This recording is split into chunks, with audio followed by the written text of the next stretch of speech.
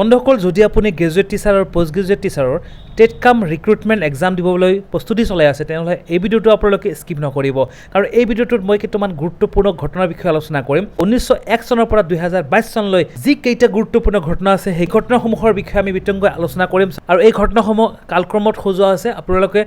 অতি সহজে মনত ৰাখিব পাৰিব সো এতিয়া বলক আমি আৰম্ভ কৰোঁ প্ৰথম 1901 চনত কি ঘটনা ঘটিছিলে মই আপোনালোকক কৈ আছোঁ যে 1 চনত ঘটনা ঘটিছিলে Asia's first oil refinery was established. So Digot Asia's প্ৰথমটো তেল শোধনাগাৰ স্থাপন কৰা হৈছিল. The first government college in Assam, the Cotton College, was established in 27 May. Next আপোনাৰ অসমৰ প্ৰথম চৰকাৰী মহাবিদ্যালয় কটন কলেজ স্থাপন কৰা হৈছিল 27 মে 1901 চনত. দুটা পইণ্ট ইয়াতে দিয়া আছে আপোনালোকে মনত ৰাখিব. নেক্সট 1902 1902 কি ঘটনা হৈছিল lord Curzon form the first university education commission lord কাৰ্জনে প্ৰথম বিশ্ববিদ্যালয় শিক্ষা আয়োগ গঠন কৰিছিলে এটো মনত ৰাখিব 1903 চনত কি ঘটনা হৈছিল the formation of Assam association Assam association গঠন কৰা হৈছিল the first political organisation in Assam যাক অসমৰ প্ৰথম পলিটিকেল অৰ্গেনাইজেশ্যন বুলি কোৱা হয় আৰু ইয়াৰ সম্পাদনা কৰিছিল মানিক চন্দ্ৰ বৰুৱাই next 1904 Dibrugarh and Chittaranjan railway line was connected Dibrugarh আৰু চিত্তৰঞ্জনৰ ৰেলপথ সংযোগ কৰা হয় তাৰপিছত The first railway line was opened in Assam in between Dibrugarh and Margherita in 1881 by Assam Railway and Trading Company. প্ৰথম অসমৰ ৰেলৱে লাইনটো স্থাপন কৰা হৈছিল ডিব্ৰুগড়ৰ পৰা মাৰ্ঘেৰিটালৈ 1881ত কোনে কৰিছিল আসাম ৰেলৱে এণ্ড ট্ৰেডিং কোম্পানীয়ে কৰিছিল নেক্সট 1905ত কি ঘটনা ঘটিছিল the Swadeshi movement in Assam was led by Ambikagiri Roy Chowdhury so অসমত স্বদেশী আন্দোলন আৰম্ভ হৈছিল 1905ত আৰু ইয়াৰ আগধৰতা গুৰিধৰতা আছিল অম্বিকাগিৰি ৰায় চৌধুৰী এটো মনত ৰাখিব নেক্সট 1906ত কি হৈছিল যে Muslim league was formed in Assam by আব্দুল মাতিন চৌধুৰী বহুত ইম্পৰ্টেন্ট মনত ৰাখিব যে অসমত মুছলিম লীগ গঠন কৰা হৈছিল আব্দুল মাতিন চৌধুৰীৰ সভাপতিত্বত মুছলিম লীগ গঠন কৰা হৈছিল অসমত নেক্সট 1908ত কি দিয়া আছে Kaziranga announce as protected area by lord Curzon 1908ত কাজিৰঙা কি কৰা হৈছিল সংৰক্ষিত অঞ্চল হিচাপে ঘোষণা কৰা হৈছিল আৰু ঘোষণা কৰিছিল লৰ্ড কাৰ্জনে next 1909 the Assamese magazine Bahi was publish অসমীয়া আলোচনী বাহি প্ৰকাশ কৰা হৈছিল আৰু সম্পাদক আছিল লক্ষ্মীনাথ বেজবৰুৱা মনত ৰাখিব বহুত ইম্পৰ্টেন্ট নেক্সট 1910ত কি হৈছিল এছামিজ মেগাজিন আসাম বন্ধু ৱাজ পাব্লিছ ফ্ৰম ডিব্ৰুগড় 1910ত কি হৈছিল যে ডিব্ৰুগড়ৰ পৰা অসমীয়া আলোচনী অসম বন্ধু প্ৰকাশ হৈছিল নেক্সট 1911ত কি হৈছিল T research centre was established at Tocklai in Jorhat তো 1911ত কি হৈছিল টি ৰিচাৰ্চ চেণ্টাৰ এষ্টাব্লিছ কৰা হৈছিল যোৰহাটৰ টকলাইত the census of 1911 shows the Assamese as minority in Goalpara district লগতে চেন্সাছ কৰা হৈছিল 1911 চনত আৰু যি চেন্সাছৰ মতে অসমীয়াক মাইনৰিটি বুলি ধৰা হৈছিল গোৱালপাৰা জিলাত 1912ত কি হৈছিল after a gap of 63 years Assam become a separate province under a governor 61 বছৰৰ ব্যৱধানৰ অন্তত অসম এজন ৰাজ্যপালৰ অধীনত এখন সুকীয়া প্ৰদেশ হয় the first Assamese history book on literature অসমীয়া সাহিত্যৰ বুৰঞ্জী was publish by Debendranath Bezbaruah সাহিত্যৰ ক্ষেত্ৰত প্ৰথম অসমীয়া ইতিহাসৰ কিতাপ পাব্লিছ কৰা হৈছিল অসমীয়া সাহিত্যৰ বুৰঞ্জী বুলি আৰু এইখন পাব্লিছ কৰিছিল দেৱেন্দ্ৰনাথ বেজবৰুৱাই নেক্সট 1913 চন্দ্ৰকুমাৰ আগৰৱালা ৰোড প্ৰতিমা সো নেক্সট 13ত কি কৰা হৈছিল যে চন্দ্ৰকুমাৰ আগৰৱালাই প্ৰতিমা ৰচনা কৰিছিল নেক্সট 1915ত কি হৈছিল Burma oil company was establish in upper Assam next আপোনালোকৰ বুৰ্মা অইল কোম্পানীটো আপাৰ আসামত কি হৈছিল এষ্টাব্লিছ হৈছিল নেক্সট 1916 অসম ছাত্ৰ সন্মিলনী ৱাজ ফৰ্মড 1916ত কি হৈছিল আসাম ছাত্ৰ সন্মিলনী কি গঠন কৰা হৈছিল 1917ত কি হৈছিল ফাৰ্ষ্ট আহোম সাহিত্য সভা ৱাজ হেল্ড এট শিৱসাগৰ এটো বহুত মনত ৰাখিব যে প্ৰথম সাহিত্য সভা অনুষ্ঠিত হৈছিল শিৱসাগৰত আৰু এই সাহিত্য সভাতে সভাপতিত্ব কৰিছিল পদ্মনাথ গোহাঁই বৰুৱা এইটো মনত ৰাখিব নেক্সট 1918ত কি হৈছিল first Assamese sonnet book Malas was publish by Hiteswar Borbarua তো 1918 চনত প্ৰথম অসমীয়া সনেট বুক মালছ পাব্লিছ কৰা হৈছিল হিতেশ্বৰ বৰবৰুৱা দেৱৰ দ্বাৰা আৰু প্ৰিয়তমাৰ চিঠি বাই Hemchandra Goswami was the first Assamese sonnet poem আৰু প্ৰিয়তমাৰ চিঠি আছিলে হেমচন্দ্ৰ গোস্বামীৰ দ্বাৰা লিখিত প্ৰথম সনেট কবিতা প্ৰথম সনেট কবিতাৰ কথা ক'লে আপুনি প্ৰিয়তমাৰ চিঠি লিখিব হেমচন্দ্ৰ গোস্বামীৰ দ্বাৰা লিখিত আৰু যদি প্ৰথম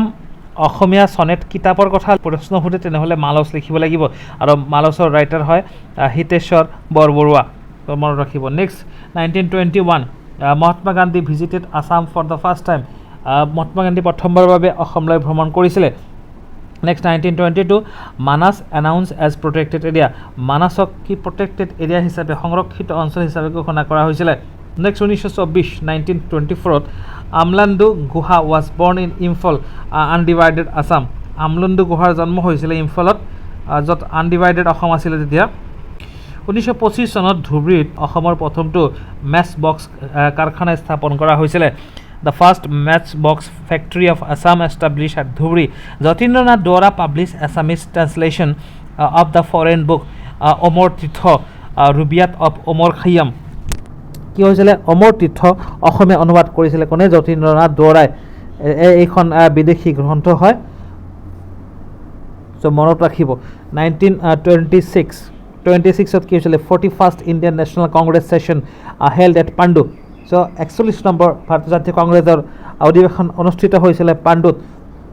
গুৱাহাটীত নেক্সট আপোনালোকৰ 1927 the first Assamese women magazine ঘৰ জেউতি ৱাজ পাব্লিছ ফ্ৰম যোৰহাট 1927 চনত যোৰহাটৰ পৰা প্ৰথম অসমীয়া নাৰী আলোচনী ঘৰ জেউতি প্ৰকাশ পায় 1928 চনত কি হৈছিলে পদ্মশ্ৰী নলিনী বালা দেৱীয়ে তেওঁৰ প্ৰথম কবিতা পুথি সন্ধিয়াৰ সুৰ ৰচনা কৰে So next 1928 Padmasri Nalina Bala Devi wrote her first book of poem Hondiar Khur. Assam Hindu Sabha was formed at Shivasagar. Assam Hindu Sabha কিন্তু প্ৰতিষ্ঠা হৈছিলে শিৱসাগৰত so এইটো মনত ৰাখিব next 1930 Leeladhar Borua participated in Dandi March from Assam. JB College was established at Jorhat. Leeladhar Borua অসমৰ পৰা দাণ্ডি মাৰ্চত অংশগ্ৰহণ কৰিছিলে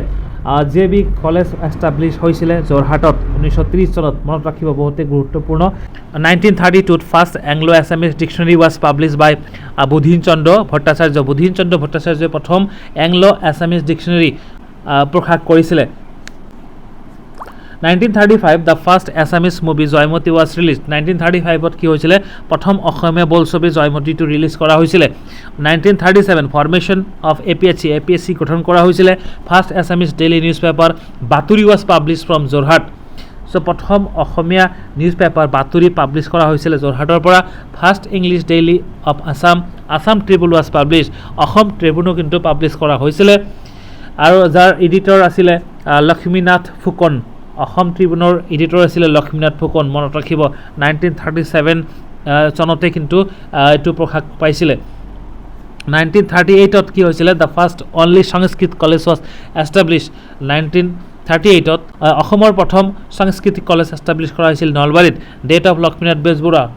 লগতে লক্ষ্মীনাথ বেজবৰুৱা মৃত্যুগ্ৰহণ কৰিছিলে দ্য ফাৰ্ষ্ট এণ্ড অনলি সাংস্কৃতিক কলেজ ৱাজ এষ্টাব্লিছ এট নলবাৰীত প্ৰথমবাৰৰ বাবে সংস্কৃত কলেজ কিন্তু এষ্টাব্লিছ কৰা হৈছিলে next 1939 second Assamese movie Indramalati was release দ্বিতীয় অসমীয়া বোলছবি ইন্দ্ৰমালতী ৰিলিজ কৰা হৈছিল 1939 next 1940 Bishnu Rabha was honoured with Kalaguru title by the Radhakrishnan Bishnuprasad ৰাভাক সন্মানিত কৰা হৈছিলে কলাগুৰু বুলি বিষ্ণুপ্ৰসাদ ৰাভাক সন্মানিত কৰা হৈছিল কলাগুৰু উপাধি বুলি আৰু এই কলাগুৰু উপাধিটো দিছিলে ডক্টৰ ৰাধাকৃষ্ণনে Assam state museum was establish in Guwahati তাৰ লগতে অসম ষ্টেট মিউজিয়ামো কিন্তু সেই বছৰতে প্ৰতিষ্ঠা হৈছিলে next 1941 third Assamese movie Manumati তৃতীয় অসমীয়া বোলছবি মনুমতিটো পাব্লিছ হৈছিলে 1941 আৰু ডিৰেক্টেড বাই ৰোহিণী কুমাৰ বৰুৱা আৰু তাক ডিৰেক্ট কৰিছিলে ৰোহিণী কুমাৰ বৰুৱাই next 1942 Kanaklata and Mukunda Kakati were gunned down by the British police Gohpur police station 1942 চনত কনকলতা আৰু মুকুন্দ কাকতিয়ে ব্ৰিটিছ পুলিচ গহপুৰত থানাত গুলীয়াই হত্যা কৰে 1943 Kushal Konwar hanged in 15 June at the Jorhat jail 43 কি হৈছিলে কুশল কোঁৱৰক ফাঁচি দিয়া হৈছিলে 15 জুনত যোৰহাটৰ কাৰাগাৰত ফাঁচি দিয়া হৈছিলে সো আজিৰ কাৰণে ইমানেই আছিলে আজি মই আপোনালোকক 1943লৈকে পঢ়াইছোঁ আৰু নেক্সট ভিডিঅ'ত মই আপোনালোকক গোটেইখিনি তথ্য লৈ আহিম চ' আপোনালোকে যদি ভিডিঅ'টো ভাল পাইছে এটা লাইক কৰি দিব আৰু যদি আগলৈকে এনেকুৱা ভিডিঅ' বিচাৰে তেনেহ'লে কমেণ্ট কৰিব আৰু নতুনকৈ আহিলে মোৰ চেনেলটো ছাবস্ক্ৰাইব কৰি দিব kindly thank you so' much